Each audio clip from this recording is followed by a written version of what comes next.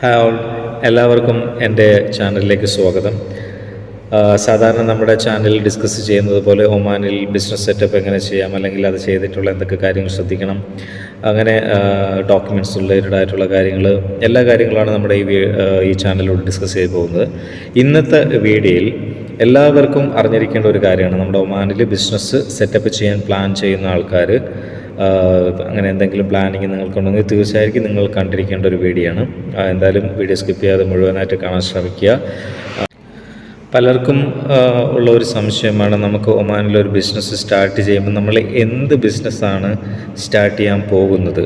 അപ്പോൾ വളരെ കുറച്ച് ആൾക്കാർക്ക് മാത്രമായിരിക്കും അവർക്കൊരു ക്ലിയർ വിഷൻ കാണുന്നു, ഓക്കെ എനിക്ക് ഇന്ന ബിസിനസ് സ്റ്റാർട്ട് ചെയ്യണം, ഇതാണ് എൻ്റെ ബിസിനസ് സെക്ടർ, അങ്ങനെ ഫൈനലൈസ് ചെയ്യുന്നത്. പക്ഷേ പലരും ഞങ്ങളോട് കൺസൾട്ട് ചെയ്യുമ്പോഴും, അല്ലെങ്കിൽ അവരുടെ മനസ്സിലുള്ള ഒരു ഡൗട്ട് എന്ന് പറഞ്ഞു കഴിഞ്ഞാൽ, ഓക്കെ ഞങ്ങൾക്ക് ഇൻവെസ്റ്റ് ചെയ്യാൻ താല്പര്യമുണ്ട്, പക്ഷേ എന്ത് ബിസിനസ്സാണ് ഒമാനിൽ ചെയ്യാൻ പറ്റുക എന്നുള്ളതിനെക്കുറിച്ച് പലരും ചോദിച്ചിട്ടുള്ള ഒരു കാര്യമാണ്. അപ്പോൾ ഈ വീഡിയോയിൽ ഞാൻ അതിൻ്റെ കുറച്ച് ആക്ടിവിറ്റീസ് കാര്യങ്ങൾ, അതായത് എന്ത് ടൈപ്പ് ബിസിനസ്സാണ് നമുക്ക് ചെയ്യാൻ പറ്റുന്നത്, അതായത് എക്സ്പാറ്റ്സിന് ചെയ്യാൻ പറ്റുന്ന ബിസിനസ്സും ഒമാനീസിന് മാത്രം ചെയ്യാൻ പറ്റുന്ന കുറച്ച് ബിസിനസ്സുണ്ട്. അപ്പോൾ നമുക്ക് നോക്കുകയാണെന്നുണ്ടെങ്കിൽ ഒരുപാട് ആക്ടിവിറ്റീസ് നമുക്ക് എക്സ്പാറ്റ്സിന് ചെയ്യാൻ പറ്റും. ഒമാനീസിന് അവർക്ക് കുറച്ച് കാര്യങ്ങൾ അവർക്ക് വേണ്ടിയിട്ട് മാത്രം ചെയ്യാൻ പറ്റുന്ന കുറച്ച് കാര്യങ്ങൾ മാറ്റി വെച്ചിട്ടുണ്ട്.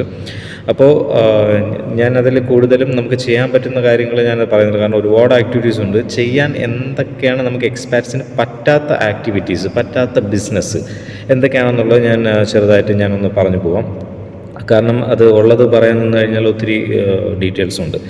അപ്പോൾ ഇതിൽ ഞാൻ ഈ പറഞ്ഞ പോലെ നമുക്ക് ഒമാനീസിൻ്റെ പേരിൽ മാത്രം സ്റ്റാർട്ട് ചെയ്യാൻ പറ്റുന്ന ബിസിനസ്, അതായത് എക്സ്പാറ്റ്സിന് തുടങ്ങാൻ പറ്റാത്ത ബിസിനസ്സിൻ്റെ ലിസ്റ്റാണ് ഞാനിവിടെ പറയുന്നത്. അതിൽ മെയിനായിട്ടുള്ള കുറച്ച് എന്ന് പറഞ്ഞു കഴിഞ്ഞാൽ മാനുഫാക്ചർ ഓഫ് ഒമാനി ഹൽവ. അപ്പോൾ ഒമാനി ഹൽവയുടെ മാനുഫാക്ചറിങ് ഒമാനീസിന് മാത്രമേ ഉള്ളൂ. പിന്നെ വരുന്നത് അറബ് മെൻ വിയറിങ് അപ്പിയറൽ, അതായത് ടൈലറിങ് റിലേറ്റഡ് ആയിട്ടുള്ള ബിസിനസ് കാര്യങ്ങൾ ഒമാനീസിനാണ്.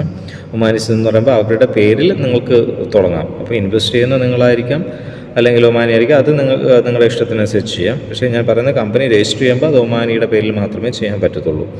പിന്നെ ടൈലറിങ് ഈ പറഞ്ഞ പോലെ. പിന്നെ വരുന്നത് ഒമൻസ് അബായയുടെ റിലേറ്റഡ് ആയിട്ടുള്ള അബായ ഡ്രസ്സ് കാര്യങ്ങൾ, അതിൻ്റെയൊക്കെ ട്രേഡിങ് കാര്യങ്ങൾ, അത് പറ്റത്തില്ല, എക്സ്പാർട്സിന് പറ്റത്തില്ല. പിന്നെ motor vehicle service stations, car washing കാര്യങ്ങൾ, അത് പറ്റത്തില്ല. പിന്നെ വരുന്നതെന്ന് വെച്ച് കഴിഞ്ഞാൽ റിപ്പയറിങ് മോട്ടോർ വെഹിക്കിളിൻ്റെ റിപ്പയറിങ്, മോട്ടോർ വെഹിക്കിൾ എക്സോസ്റ്റ് പൈപ്പാണ്. അല്ലാതെ നോർമൽ വർക്ക്ഷോപ്പ് കാര്യങ്ങൾ നമുക്ക് ചെയ്യാം, അതിൽ കുഴപ്പമില്ല. പിന്നെ wholesale of fruits and vegetables, അത് ഇമ്പോർട്ടൻ്റ് ആണ്, കാരണം ഒത്തിരി പേര് ചോദിച്ചിട്ടുള്ള കാര്യമാണ്. ഫ്രൂട്ട്സ് ആൻഡ് വെജിറ്റബിൾസിൻ്റെ അത് ഒമാനീസിന് മാത്രമേ ഉള്ളൂ. പിന്നെ വരുന്നതെന്ന് വെച്ച് കഴിഞ്ഞാൽ motor vehicles fuel stations, fuel സ്റ്റേഷൻസിൻ്റെ അത് പറ്റത്തില്ല. പിന്നെ വരുന്നത്, ഞാൻ മെയിൻ ആയിട്ടുള്ള ബിസിനസ് മാത്രമാണ് പറയുന്നത്, ഒരുപാടുണ്ട്, ഞാനതിൽ കുറച്ച് സോർട്ട് ഔട്ട് ചെയ്തിട്ടാണ് ഞാനതിൽ പറഞ്ഞു തരുന്നത്.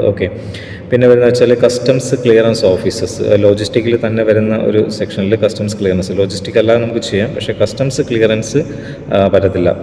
പിന്നെ വരുന്നത് വെച്ച് കഴിഞ്ഞാൽ ഒമാനി ഫയർ വർക്സ്, ഇമ്പോർട്ടൻ്റ് ഉള്ള കാര്യങ്ങൾ ഞാൻ പറഞ്ഞുതരാം. ട്രാൻസാക്ഷൻസ് ക്ലിയറൻസ് ഓഫീസസ്, അതായത് നമ്മളെ ലീഗൽ ഡോക്യുമെൻറ്റ്സ് കാര്യങ്ങളൊക്കെ സപ്പോർട്ടൊക്കെ ചെയ്യുന്നില്ലേ, അത് നമുക്ക് എക്സ്പാറ്റ്സിന് സ്റ്റാർട്ട് ചെയ്യാൻ പറ്റത്തില്ല. Employment offices, man power recruitment offices, അത് പോസിബിൾ അല്ല.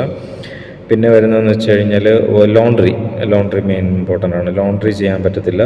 പിന്നെ വരുന്നതെന്ന് വെച്ചാൽ ഹെയർ കട്ടിങ്, അതായത് നമ്മൾ ബാർബർ ഷോപ്പ് എന്ന് പറയത്തില്ലേ, സലൂൺ എന്ന് പറഞ്ഞാൽ കുറച്ച് ഇതാണ്, ഹെയർ കട്ടിങ് പറ്റത്തില്ല. പിന്നെ വരുന്നതെന്ന് വെച്ച് കഴിഞ്ഞാൽ fishing business, wholesale fishing business, അതും മെയിനായിട്ടൊരിതാണ്. ഫിഷ് പ്രോഡക്ട്സ്, അങ്ങനത്തെ കാര്യങ്ങളും ഫിഷിങ്ങും അലൗഡല്ല. പിന്നെ മെയിനായിട്ട് വരുന്നതെന്ന് വെച്ച് കഴിഞ്ഞാൽ മാനേജ്മെൻറ്റ് ഓഫ് റിയൽ എസ്റ്റേറ്റിൻ്റെ കാര്യങ്ങൾ. ഇതിൽ ഞാൻ മെയിനായിട്ടുള്ള കുറച്ച് മാത്രമേ പറഞ്ഞിട്ടുള്ളൂ. പക്ഷേ നമുക്ക് ചെയ്യാൻ പറ്റുന്ന ഒത്തിരി ആക്ടിവിറ്റീസ് ഉണ്ട്. അതായത് നമ്മളൊരു എക്സ്പാറ്റ്സിന് ഇപ്പം മെയിനായിട്ട് വരുന്നതെന്ന് വെച്ചാൽ കൺസ്ട്രക്ഷൻ ബിസിനസ് അലൗഡാണ്, കൺസ്ട്രക്ഷൻ ബിസിനസ് ചെയ്യാം. പിന്നെ നമുക്ക് ചെയ്യാൻ പറ്റുന്ന പറഞ്ഞു കഴിഞ്ഞാൽ ഈ സൂപ്പർ മാർക്കറ്റ്സ്, അത് നമുക്ക് അലൗഡാണ്, സൂപ്പർ മാർക്കറ്റ് ചെയ്യാൻ പറ്റും. പിന്നെ റെസ്റ്റോറൻറ്റ്, അത് മെയിൻ ഇതാണല്ലോ. അപ്പോൾ നമുക്ക് എക്സ്പാറ്റ്സിൽ തന്നെ മലയാളികൾ കൂടുതലും ബിസിനസ് കോൺസെൻട്രേറ്റ് ചെയ്യുന്ന റെസ്റ്റോറൻറ്റ് ഫീൽഡാണ്, അപ്പോൾ അത് നിങ്ങൾക്ക് പോസിബിളാണ്. സോ ഇങ്ങനത്തെ ഒരുപാട് ആക്ടിവിറ്റീസ് ഉണ്ട്. അപ്പം അതിൽ മെയിനായിട്ട് കുറച്ച് അറിഞ്ഞിരിക്കാൻ വേണ്ടി മാത്രമാണ് ഞാൻ ഈ ഒരു വീഡിയോ, ഇന്നത്തെ ഒരു വീഡിയോ ചെയ്തത്. കാരണം കുറച്ച് പേർക്കെങ്കിലും അതിൻ്റെ ഒരു നോളജ് കിട്ടും. അപ്പം നിങ്ങൾക്ക് എന്ത് ബിസിനസ് തുടങ്ങണമെന്നുണ്ടെന്നുണ്ടെങ്കിൽ നമുക്ക് ഈ ഒരു വീഡിയോയിൽ ഞാൻ കുറച്ച് കാര്യങ്ങൾ പറഞ്ഞുകൊണ്ട് നിങ്ങൾക്കത് ഉപകാരപ്രദമായിരിക്കും.